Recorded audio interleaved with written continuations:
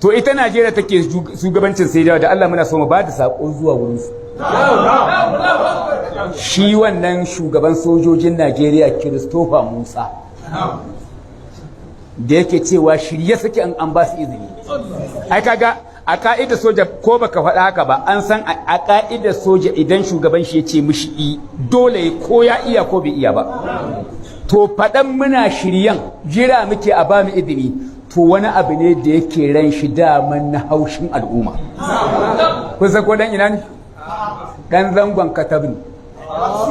ba ka tafe ne daman tarihin kakannin shi da uwayen shi sune suke ta faɗa tun daga 1980 suna kashe musulmi kuma Niger kasan musulmi ce kuma sai aka ba shi dama zama hafsan sojojin Najeriya kuma ya zama hafsan sojojin ECOWAS yau damar da yake nema ta samu inda za a kyale shi ma tun daga Zaria zai fara domin shi ba wai an san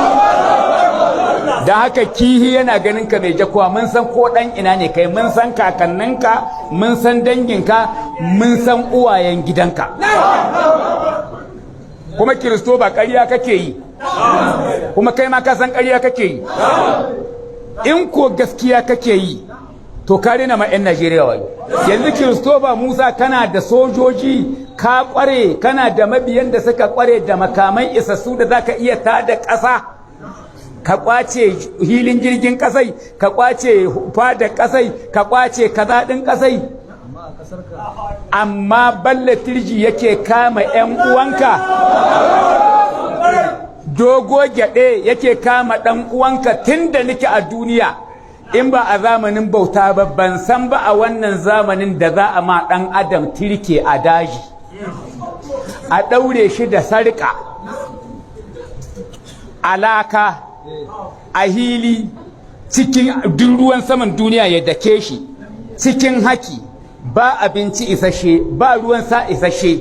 bai yi laifin komi ba na saidawa ne yana waya da 'yan uwan shi ana ciniki miliyan 10 ana ba a sayar ba ana ku ƙara suna mun ƙara 11 a'a dan Najeriyan da yake ɗaure ana cinikin shi ya yi mutum 15,000 amma Kiristoba Musa bai karɓo su ba